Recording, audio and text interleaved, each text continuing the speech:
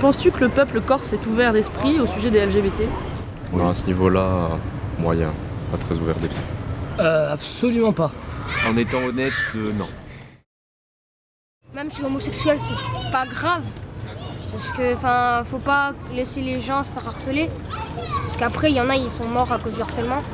Alors moi je m'appelle François Charles, j'ai 39 ans, je suis né à Bastia, j'ai grandi à Bastia. Je pense qu'au départ mon envie première c'était le jeu. Mais comme j'étais homosexuel et dans une époque à l'adolescence où c'était compliqué pour moi d'assumer mon homosexualité, j'avais un rapport à l'image de moi-même qui était un peu troublé. Et comme j'avais quand même très envie de raconter des histoires et de faire des films, j'ai été un peu tourné autour du pot. Donc d'abord j'ai fait de la sociologie, puis je me suis plutôt dirigé vers la voie de la réalisation. Du coup, votre documentaire OPD sorti en 2022 a été diffusé hier soir au cinéma d'Ajaccio. Êtes-vous satisfait et fier de ce documentaire? Je suis très fier du documentaire, évidemment, vu le parcours du combattant que ça a été. Oui, la projection c'est bien passé. Voilà, c'est toujours une surprise de découvrir les réactions du public et qui change de salle en salle en fait. Donc le film a été terminé en décembre 2022. Première projection au Festival de l'Âme, ensuite il y a eu Artemar, hier soir Corsicadoc, et ce qui était très excitant et émouvant, c'est qu'en plus là il est en compétition. Donc c'est encore une étape supplémentaire dans la carrière du film. Est-ce que vous êtes satisfait du coup des réactions des spectateurs? Oui, oui, oui, c'est toujours. Ce qui est impressionnant en fait, c'est que ce film, qui est déjà un film sur la libération de la parole, libère aussi la parole des gens dans la salle. Ça leur permet aussi de dire des choses. Et c'est la fonction aussi du cinéma. C'est une fonction presque démocratique. Ça permet aux gens d'échanger, de donner leur point de vue. Alors on peut ne pas être d'accord, ils peuvent tout à fait critiquer le film sur le fond, sur la forme, sur les choix qui ont été faits, sur le sujet. C'est beaucoup de questions généralement sur le sujet, sur la Corse, sur l'évolution des mentalités en Corse. Il y a aussi des questions de cinéma pur. Donc ouais, ces échanges-là sont toujours très très intéressants. Donc une fois que le film est fait et que le public s'en empare, c'est très émouvant et très enrichissant surtout. Du coup, par rapport aux témoins que vous avez trouvés, comment les avez-vous trouvés et combien ont-ils été à répondre à votre demande? Alors moi j'ai enquêté à partir de mon réseau personnel. J'ai beaucoup enquêté aussi à partir des applications de rencontres, Grindr. Et j'ai recueilli en 5 ans une cinquantaine de témoignages, grosso modo. Donc pour en avoir 50, j'ai dû demander au double, au triple de personnes. Et parmi la cinquantaine de témoignages, il y en a 10-12 qui ont accepté de témoigner à visage découvert. Donc ça dit déjà une proportion, voilà, entre ceux qui refusent absolument de s'exprimer, à la condition de l'anonymat et du fait qu'on ne puisse pas les reconnaître, et la toute petite minorité qui accepte de porter un discours visible et public en tant qu'homosexuel ou bisexuel ou personne trans.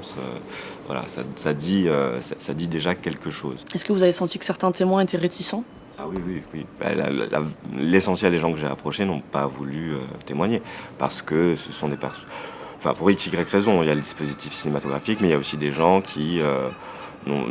J'ai approché des gens qui sont par exemple en politique ou qui sont un peu médiatiques, qui sont un peu publics, qui sont homosexuels. Ils peuvent absolument pas prendre ça en plus en charge. Donc il y a eu beaucoup, beaucoup de réticences. Pour les témoignages anonymes aussi, c'était une condition sine qua non. Ils ne pouvaient parler qu'à la condition qu'on ne les reconnaîtrait pas, qu'on anonymise les voix, que dans le montage, on triche, on les situe pas, etc. Donc oui, il y avait une très forte réticence à l'idée de parler. C'est vraiment un film sur la libération de la parole. Du coup, est-ce que vous pensez que les Corses essayent d'ouvrir leur esprit sur la question LGBT ou restent-ils sur leur position? C'est très paradoxal, c'est-à-dire que vous avez, même dans ma famille, il y a des gens qui en peuvent plus, la question des minorités, qui en peuvent plus du wokisme, qui en peuvent plus de ces questions-là, mais qui au quotidien, en fait, n'ont rien d'homophobe. Donc dans leur rapport personnel à l'homosexualité, il n'y a aucun problème. Mais par contre, il y a plus la question du discours sur les minorités. C'est plus ça qui peut crisper beaucoup de gens aujourd'hui. Et la société corse, en plus, elle a une problématique minoritaire propre. Il faut éviter de faire des généralités sur la Corse. Le fait que ce film existe, qu'il est financé, que les gens viennent le voir, que les programmateurs le sélectionnent, il y a des choses qui bougent aussi dans la société corse. Ce film en est un signe. Donc moi, je fais très attention à ces généralités parce que c'est une des questions qui revient le plus souvent. En gros, on voudrait savoir est-ce que On est plus arriéré en Corse que sur le continent. Il y a des familles sur le continent, à Paris, dans les cercles ultra-bourgeois, où il y a tout ce qu'il faut en termes d'ouverture, etc., et bien, où ça ne va pas passer. Un enfant homosexuel, ça ne va pas passer. Il y a des familles hyper prolo en Corse qui sont acceptantes et pleines d'amour, en fait. Donc, il faut faire très très attention de ne pas essentialiser ou généraliser les choses. Après, effectivement, la Corse, elle accumule certains facteurs qui peuvent être pesants. Du coup, justement, pensez-vous que la lutte LGBT est compatible avec la culture insulaire Oui, moi je pense que oui, bien sûr. À titre personnel, moi c'est ce que le film raconte aussi. Il m'a permis de résoudre un conflit, une espèce de conflit d'appartenance. À 17 ans, j'ai besoin de partir de Corse, sans doute de me couper du milieu familial, de trouver l'anonymat de Paris pour me libérer de quelque chose. Par rapport à ça, je suis plus apaisé aujourd'hui. Mais ce qui est pas, voilà, on avance tous très différemment dans nos parcours et on n'a pas tous le même rapport aussi à nos homosexualités. Donc la société corse évolue, bien sûr qu'elle évolue, moi, je crois. Du coup, à la fin de votre documentaire, vous dites que la chose la plus difficile à changer est la mentalité. Est-ce que c'est le principal message que vous voulez véhiculer aux spectateurs ? Oui, c'est ça. Je pense qu'on peut tout à fait faire des films, s'engager politiquement, être militant, etc. Mais on peut se heurter aussi au mur des mentalités. C'est-à-dire que si on a une société qui est réfractaire et ne veut pas bouger, à ce moment-là, on peut employer le moyen du cinéma. Il y a eu moi, j'ai été militant LGBT en Corse, associatif, et on a beaucoup entendu, mais il n'y a pas d'homophobie en Corse, ça n'existe pas. Voilà, le film le pose en fait, et j'espère que les nouvelles générations vont s'en saisir.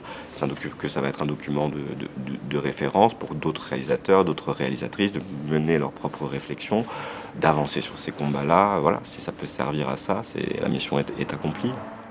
Merci beaucoup d'avoir répondu à ces questions. Ouais, merci à vous. Merci à vous.